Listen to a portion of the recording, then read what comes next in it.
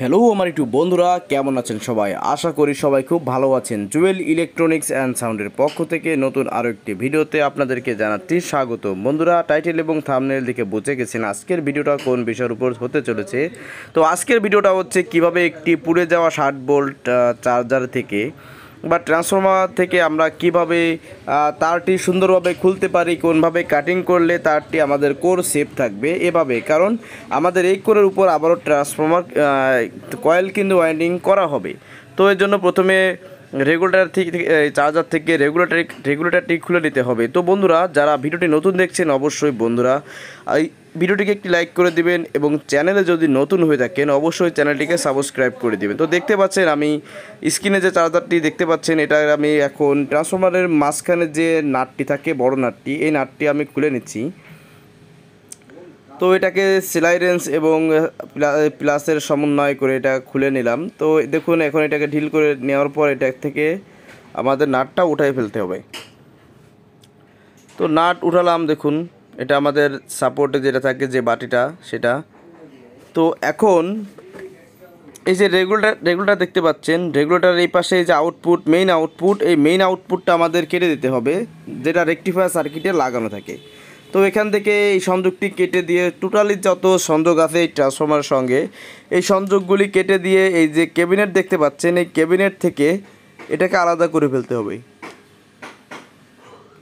তো আলাদা করে নেওয়ার পরে আমাদের যে কাজটি হবে, আমাদের কাটিং যে প্লাস রয়েছে, কাটিং প্লাস দিয়ে আমাদের এই রেগুলেটর থেকে সংযোগটা বিচ্ছিন্ন করে নিতে হবে। তো দেখুন আমি কাটিং দিয়ে সুন্দরভাবে কেটে নিচ্ছি, আপনারাও কেটে নেবেন, এভাবে করে নেবেন, এভাবে করলে সুবিধা হবে।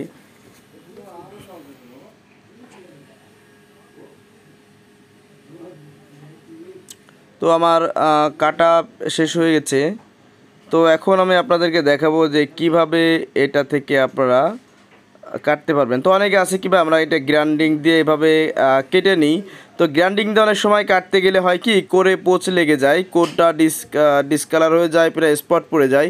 এই জন্য গ্রাইন্ডিং দিয়ে কিন্তু আপনারা কাটবেন না। আমি জাস্ট দেখানোর জন্য গ্রাইন্ডিংটা বের করেছি।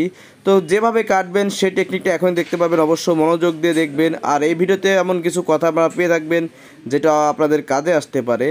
তো এই গ্লাস টিউবগুলো আমি একটু খুলে নিচ্ছি আগে থেকে, কারণ এইগুলো থেকে কিছু কিছু কাজ চালানো যায় বা চলে, সেক্ষেত্রে নষ্ট করে আসলে কোনো লাভ নাই। অপচয়কারী কিন্তু শয়তানের বন্ধু।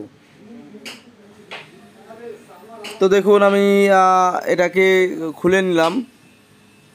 এখন এই যে কাটিং প্লাস দেখতে পাচ্ছেন, এই কাটিং প্লাস দিয়ে এটাকে এক এক করে কেটে নিতে হবে। দেখুন এই যে আমি একটা একটা করে কিন্তু কাটতেছি। তো যদি কোনো টাইট বেঁধে যায় অবশ্যই এরকম যে এই যে ফ্ল্যাট ড্রাইভার আছে, এরকম ফ্ল্যাট ড্রাইভার দিয়ে এটাকে একটু উঁচু করে নিয়ে চার দিয়ে ফাঁকা করে নিয়ে আপনারা এভাবে কেটে নেবেন। একটু কষ্ট বেশি হবে যদিও, কিন্তু এতে করে আপনার কোর কিন্তু সেফ থাকবে।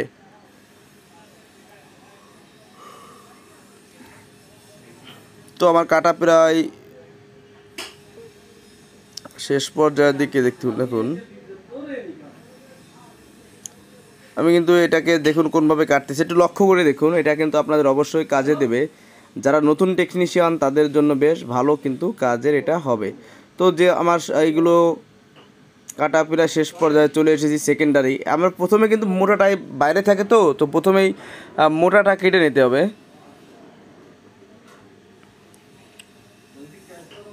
তো দেখুন আমার কাটা শেষ। এখন এটাকে এটা থেকে যে তামাগুলো আছে এগুলোকে আমার টেনে টেনে বের করতে হবে, কারণ এগুলো তো বাঁকা হয়ে রয়েছে দেখতে পাচ্ছেন। আমি তারগুলোকে আসলে বের করে নিচ্ছি। খুব বেশি পরিমাণ তার থাকে না, 6 থেকে 700 গ্রামের মধ্যেই তার থাকে, মোটা তারটা, তার বেশি সাধারণত থাকে না।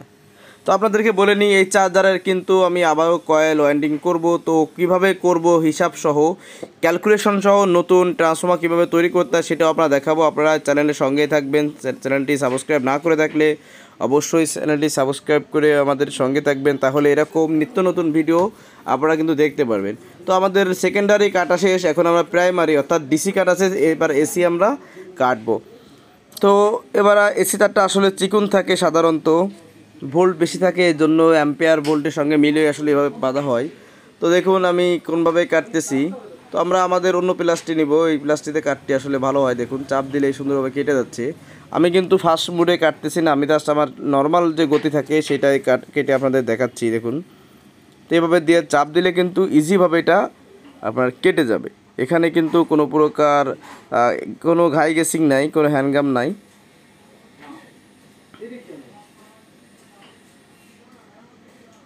তো একচোটে কিন্তু আপনারা বেশি ধরবেন না, বেশি ধরলে কিন্তু আসলে প্রেসারে আটবে না, যার কারণে নাও কাটতে পারে। এই জন্য একটু অল্প অল্প ধরে আপনারা কাটবেন, সেক্ষেত্রে আপনাদের কাটতে কিন্তু অনেকটাই সুবিধা হবে।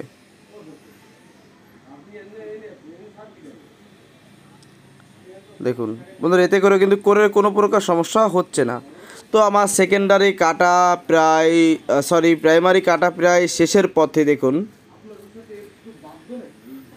আপনারা চাইলে আরও ফাস্ট কাটতে পারেন, বেশি করে কম করে ধরে কাটতে পারেন আপনাদের সুবিধা অনুযায়ী। তবে কোনো প্রকার গ্রাইন্ডিং ব্যবহার করবেন না, এটা আমার অনুরোধ। কারণ গ্রাইন্ডিং দিয়ে কাটতে গেলে অনেক সময় তার কাটতে কাটতে করে পচে লেগে যায়, তো সেক্ষেত্রে আসলে ক্ষতির সম্ভাবনা থাকে। তো আমি কোডটাকে সেভ রাখার জন্য কিন্তু এত কষ্ট করে এটা খুলতেছি। তো পুরা চার্জার কীভাবে খুলতে আপনারা কিন্তু সেটাও শিখতে পারতেছেন, কীভাবে কোডকে সেভ রাখতে হয় সেটাও কিন্তু আপনারা শিখতে পারতেছেন। তো বন্ধুরা দেখুন, এখন এই যে পাশে যে ইয়েগুলো রয়েছে আপনার পুরা কাপড়গুলো রয়েছে পুরাতন, এইগুলোকে ঘষে ঘষে বা টান দিয়ে কিন্তু আপনারা খুলে নিতে পারেন। আমিও খুলে নিচ্ছি। অনেক ময়লা কিন্তু অলরেডি জমা হয়ে গেছে।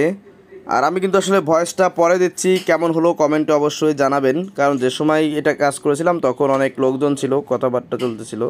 তো দেখুন আমার কোডটাকে আমি বের করে নিয়ে এখন কিন্তু আসলে আমি এটা পরিষ্কার করে নিচ্ছি। পরিষ্কার অবশ্যই করতে হবে, যদি কোথাও ময়লা থাকে কোনো ধারালো বস্তু দিয়ে, ছুরি চাকু যা হয় তাই দিয়ে কিন্তু এটাকে আপনারা ঘষে ঘষে উঠিয়ে নেবেন এবং এখানে কিন্তু বার্নিশ করবেন। যদিও পরের ভিডিওতে আপনারা পেয়ে যাবেন যে কীভাবে কোর আইসোলেট করবেন, কীভাবে হিসাব করবেন, কীভাবে বাঁধবেন, পেয়ে যাবেন। এই সমস্ত ভিডিও ইনশাল্লাহ পেয়ে যাবেন। হয়তো একটু লেট হতে পারে, কারণ কাজ করব, ভিডিও করব, আবার আপলোড করতে সময়ও লাগে।